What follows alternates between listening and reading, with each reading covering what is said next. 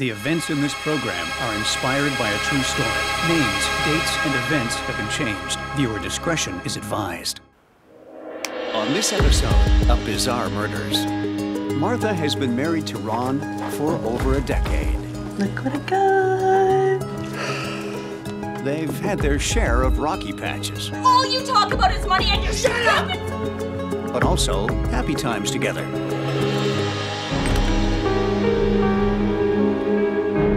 Martha, the nurse, has just finished a long 12-hour shift. It was a slow day. She only saved 3 people's lives. But now, at the end of her day, Martha doesn't realize that her own life is in the gravest danger.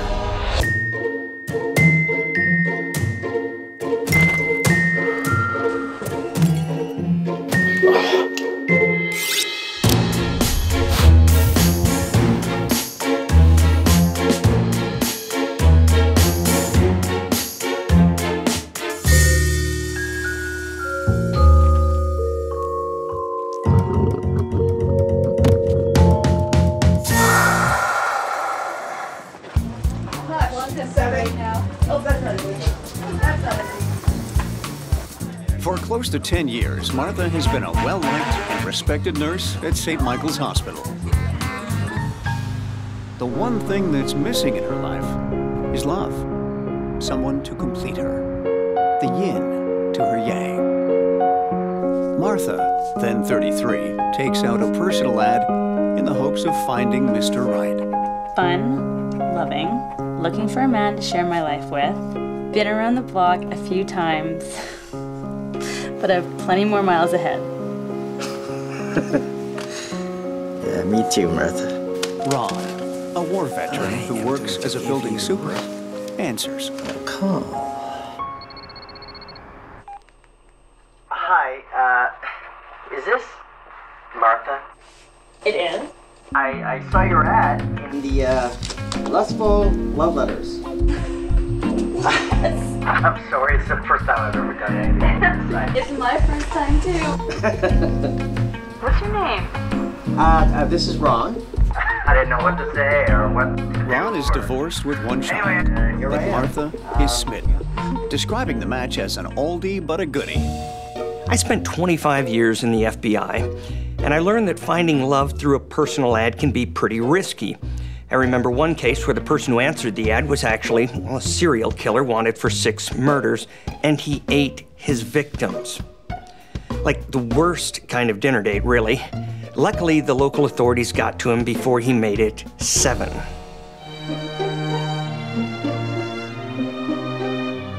After a month-long courtship over the phone, Martha and Ron finally meet in person. 6 months later, they're hitched.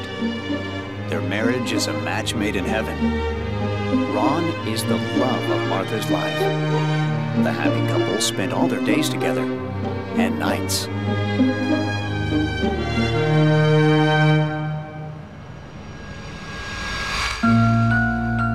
But over time, Ron retreats from Martha, preferring to spend his time alone with his collection of sports memorabilia. Ron becomes obsessed with money and the value of his collection. Martha's concerned. This is not the man she married, and a far cry from Martha's own upbeat personality. After 7 years, the marriage develops an itch that needs scratching. Ron's withdrawal from Martha and the world, as well as his growing obsession with his sports collection, were red flags. And it seems like we've got an inner demon situation going on here. Ron's fixation with money becomes obsessive. Look what I got! This is the one I've wanted for a long time. He resents that his wife brings in more money than he does. And Ron becomes paranoid of losing all his belongings. Ron, dinner's gonna be ready around 6:30. Green bean. Hands off. It's mine. It's a lot more expensive than this costume jewelry, I'll tell you that.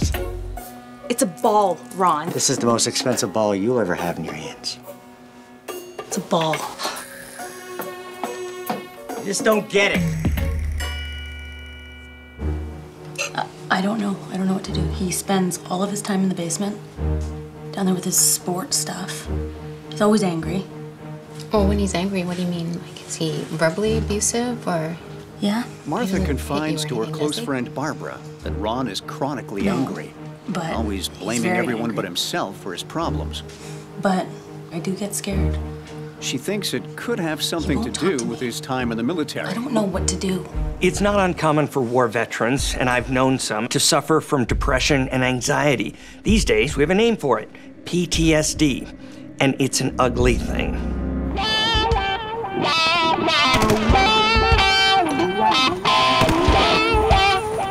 Could Ron's wartime trauma be finally catching up with him? Although he doesn't like to discuss the war, he tells Martha that he saw serious combat when he was in country with Special Ops. Serious combat with special ops? Oh, no, no. The official record states that Ron spent the war tied to a desk. I'd say someone is feeling a little inadequate because he didn't see any action at all.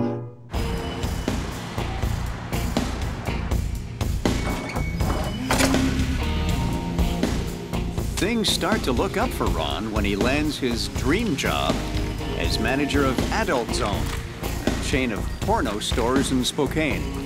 Believe it or not, Ron himself has no interest in porn. He's just reading the articles. Actually, what he's really interested in is the money. He isn't getting rich, but it's a well-paid gig with benefits and stability, and he doesn't have to answer to anybody. He's the boss, at least when it came to cleaning up. And that's what Ron really wanted to do, clean up. Over the following 10 months, as his paranoia and rage continued to grow, his new career at the porno store brings Ron into contact with some nasty characters. Hey, man. Hey, it's closed. We're closed. I'm Jerry. I'm here for the job. Hey, Jerry. I've been expecting you. Thanks, huh? man. Name's Ron. One of his employees, Jerry, is a real sleazy dude with a rap sheet a mile long. Jerry also has a mean and expensive appetite for hard drugs. Cocaine, speed, crack, you name it. And he's always broke. Ron doesn't have a criminal record or anything, but he and Jerry become fast friends. Both are ex-military. Both resent the world and see themselves as victims, though. Ron and Jerry bond over shared grievances, both real and imagined. The new job only fuels Ron's obsession with money. He lies to Martha about the amounts he's making. He stockpiles thousands in the den without her knowledge. In Ron's collapsing psyche, he's the victim. That's not uncommon. Everybody's out to get him. He's got to defend himself. He's got to prepare for the worst. He's got to prepare for Armageddon. My honey went into the basement and now he's non-existent. All you talk about is money, Ron. All you talk about is money and you shut up.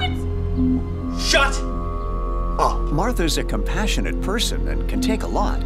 She's a nurse after all, but she's starting to worry about her safety. In the basement trying to secure our future, I don't ever want to come home to this. Get out, Ron. I can't do it anymore. I want you to leave. I'll leave.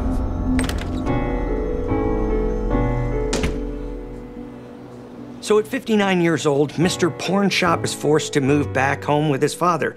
Sure, you can call it a dream life, but things aren't looking up for old Ron. And then, things go from bad to worse for Ron. Without warning or explanation, he loses his job at Adult Zone. What do you have to do to get fired from a porno store?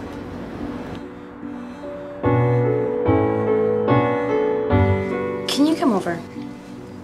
I just think we need to talk. Then Ron finally catches a break.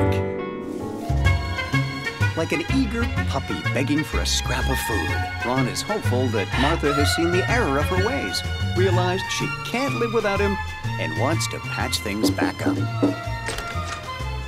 Hi. It's your favorite. Really? You thought a flower was gonna make up for how you've treated me? Yeah? But then Martha drops the bomb. It's over, Ron. I want a divorce.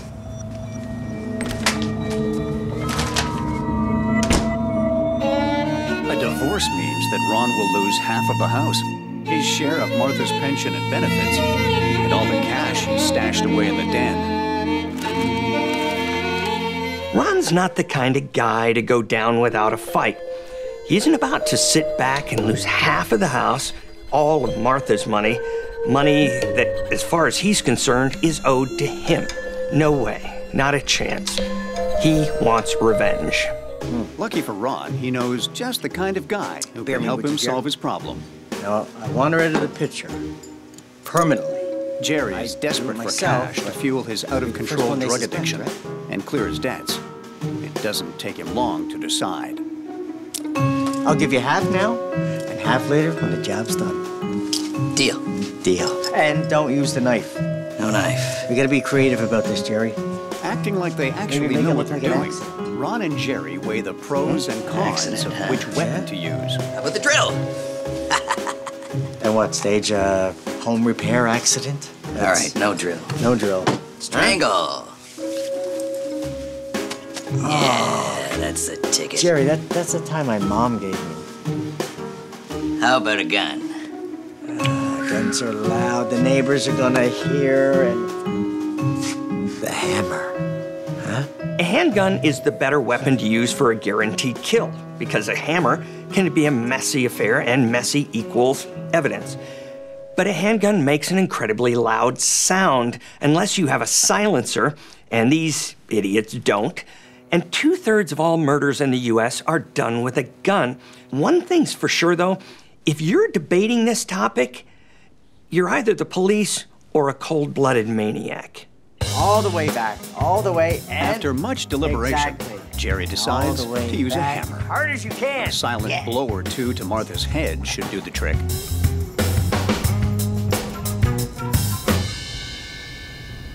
To throw off the police, they decide to make it look like a burglary gone sideways. They'll move around some of Ron's sports memorabilia as though that's what the thieves were after.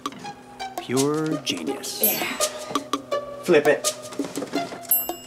What are you doing? It's just a ball. You're just like her. If the idea is to make the crime look like a robbery for a sports collection, unless you're O.J. Simpson, this is going to be a bit of a stretch.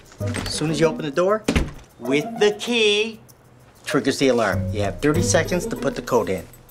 4, 5, 6, number sign. What is it? 4, 5, Oh, Jesus, Jerry, what comes after 5? 6. Look, write it down, okay? Okay. 4, 5, 6, 4, numbers. Oh, my God. 5. And then it's probably not a great idea for the robber to have a house key and know how to deactivate the alarm. I mean, how would the perp be able to do that?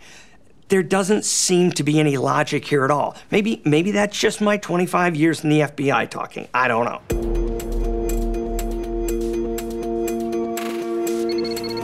Martha gets a surprise call at work from Ron. Hey, it's me. I just want to let you know I'm going to get away for a few days, okay? I'm stressed out. I just need to clear my head. Okay, where are you gonna go? Just up north somewhere, just at a motel. I just wanted to let you know, okay? Look, I got to go. Okay, Ron, what do we have to do? Ron thinks he's clever, which is wonderful for law enforcement. He calls his soon-to-be ex-wife to establish an alibi. Now he waits in a cheap motel for his degenerate friend Jerry to bludgeon Martha to death with a hammer. Nice couple of guys.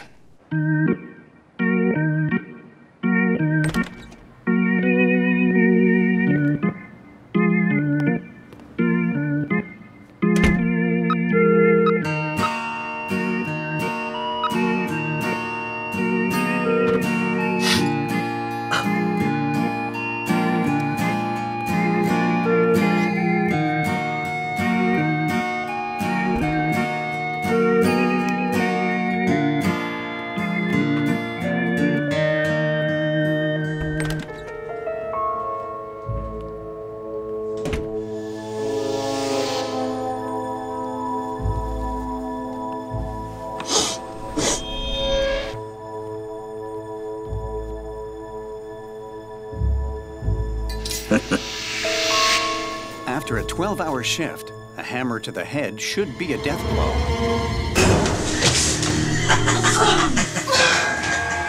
But Martha is one tough cookie.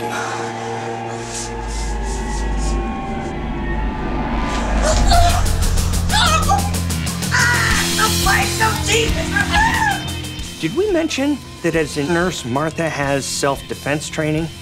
Well, she does, and she's got plenty of experience using it. Fearing she's about to die, Martha shows serious smarts and instinct by biting her attacker. Her teeth marks could be used as identification.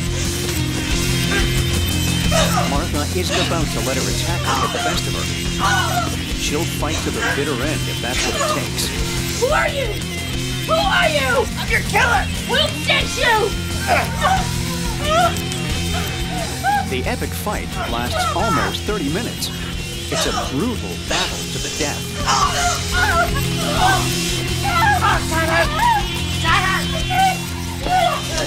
Jerry obviously didn't think that little old Martha would be a match for him. He was wrong, dead wrong. She was much more than a match for him.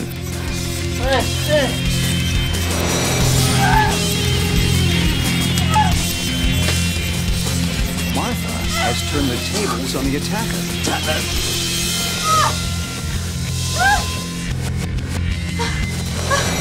And killed him with her bare hands. Battered and bloody, Martha runs to her neighbor and calls the police.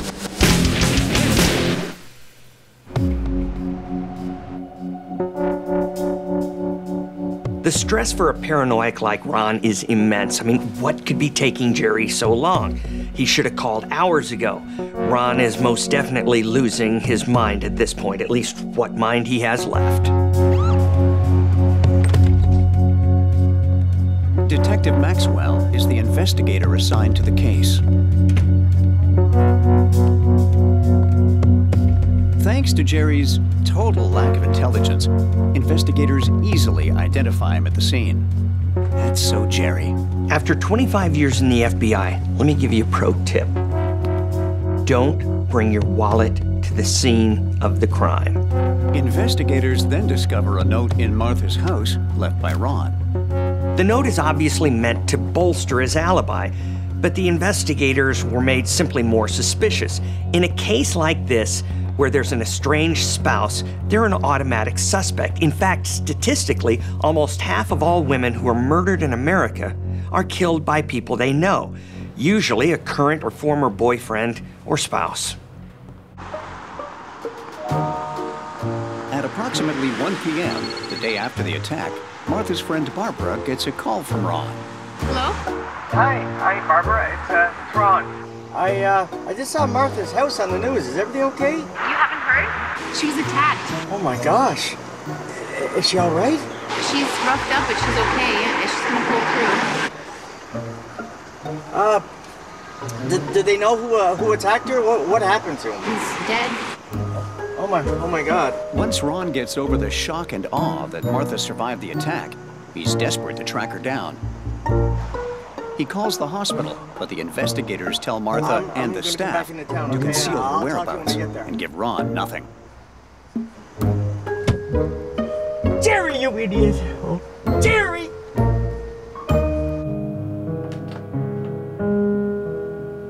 Four days after the attack, Martha, having recovered remarkably quickly from the injuries inflicted upon her by her attacker Jerry, is released from the hospital.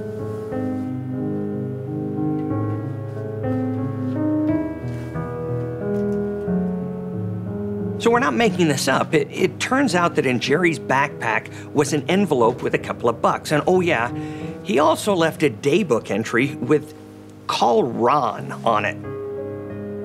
It's the crucial clue in the case. It connects Jerry directly to Ron.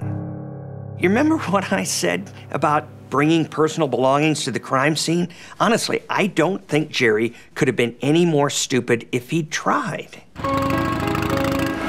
Now the investigators need to locate Ron as soon as possible. They track down his son Mike, who tells them he's actually been in touch with his father. He then mentioned that he's worried because the last time they were together, Mike discovered a revolver hidden in his father's drawer. The investigators are up against the clock. Ron is desperate, and he's volatile, and he's paranoid. These are very bad things that, in my experience, make him more than a suspect. He's a high-risk suspect. The investigators convince Ron's son, Mike, to call his father to coax him back to Spokane without revealing that he's wanted for questioning.